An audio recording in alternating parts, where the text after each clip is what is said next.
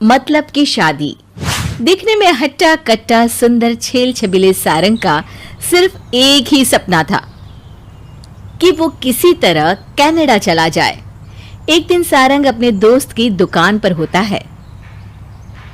क्या है यार, मैं कब से खड़ा हूँ, बात तो कर ले। अरे दोस्त देख रहा है ना, ग्राहक आने का टाइम है, सांस लेने की फुर्सत नहीं है। रहेगा तो 2 गाड़ी का शॉपकीपर ही ना। हाँ जी सर, ओके सर। यही कर तू। हाँ पर कम से कम कमा तो रहा हूँ, तेरी तरह से पापा से पैसे तो नहीं मांगता। अरे मैं भी बस किसी तरह कनाडा पहुंच जाऊं, फिर देखना जितने में तू 1 रुपया कमाएगा मैं 60 कमा लूंगा। अरे चल चल, कनाडा में कौन से तेरे चाचा रहते हैं जो तुझे वहां पालेंगे, और सेटल होने के लिए कम से कम कोई तो चाहिए जो तुम्हारी मदद कर सके।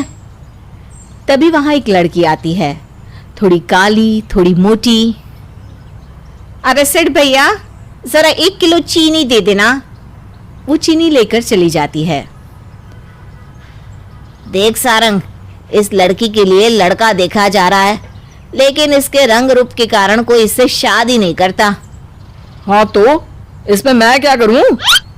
तू इससे शादी कर ले। अरे नाना, इससे मैं शादी? अरे वैसे भी यार मुझे कनाडा जाना है, शादी वादी तो मैं सोचता भी नहीं। देख, इस लड़की का सारा खानदान बाहर कनाडा, लंदन, पेरिस में रहता है। अगर तू इससे शादी करता है तो कोई ना कोई तो तुझे बसा ही लेगा अपने पास। और सिर्फ कनाडा जाना ही नहीं, वहां रहना, खाने का इंतजाम भी तो होना जरूरी है। अरे भाई, जाते ही सेटल थोड़ी ना हो जाएगा तू। सारंग कुछ सोचता है। हाँ ठीक है, मेरी तरफ से हाँ कर दे, मैं शादी कर लूंगा। फिर क्या था, हो जाती है लंबे चौड़े सारंग की शादी छोटी मोटी काली सी मैगी से। शादी के बाद देखिए, मेरे सारे रिश्तेदार देश के बाहर है और मुझे भी बाहर जाना है, लेकिन मेरे माता पिता के पास पैसे नहीं है। तुम लोगों के पास पैसे है तो मुझे देश के बाहर भेज दो। हाँ हाँ, क्यों नहीं, लेकिन मैं भी जाना चाहता था बाहर।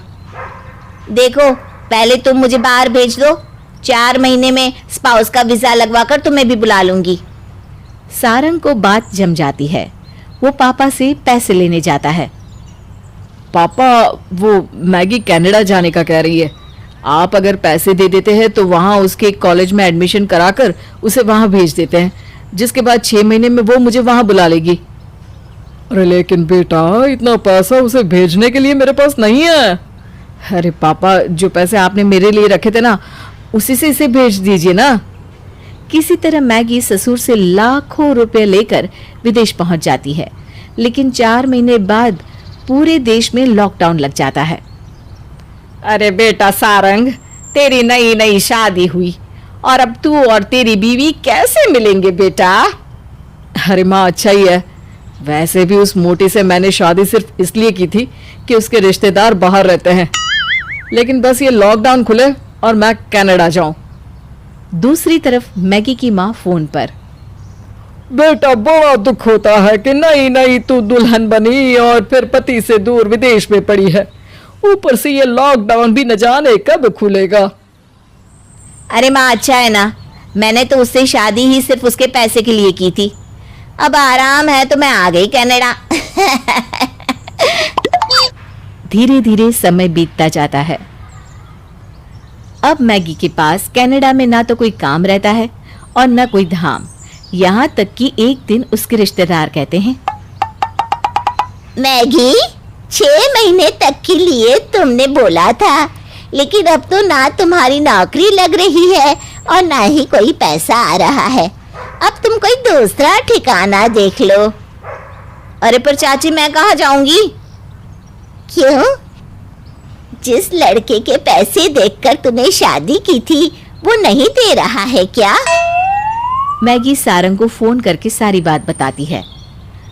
अरे देखो यार, मेरे पापा के पास भी पैसे नहीं बचे हैं और अब तो लॉकडाउन के कारण मेरी भी नौकरी छूट गई है, तो तुम वहां कमाकर मुझे भी पैसे भेज दिया करो। वहीं सारंग इंडिया में। अब तो पूरे 1 साल हो गए, लेकिन मेरे देश के बाहर जाने के कोई आसार नहीं दिख रहे हैं।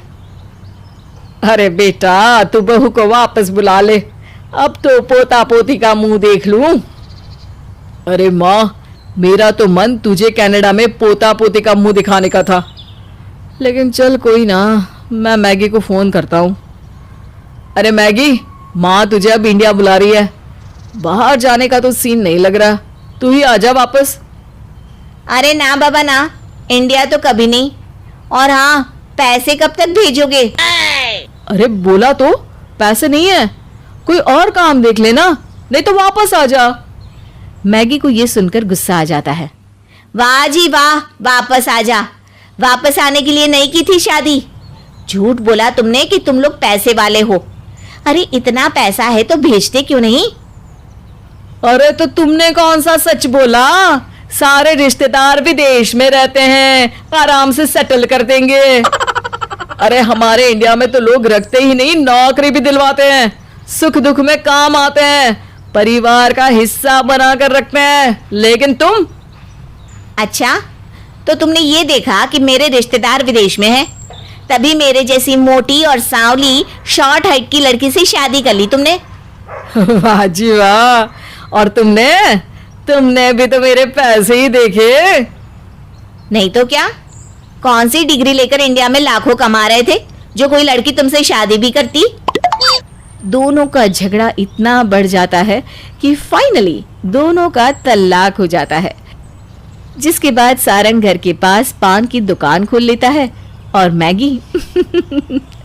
मैगी पराये देश में पिज्जा बनाकर अपना गुजारा करती है। तो देखा, मतलब से की गई शादी का अंजाम क्या होता है। दोस्तों, अगर आपको ये कहानी पसंद आई तो इसे लाइक करें, शेयर करें और कमेंट करके बताएं कि कहानी में आपको सबसे अच्छा क्या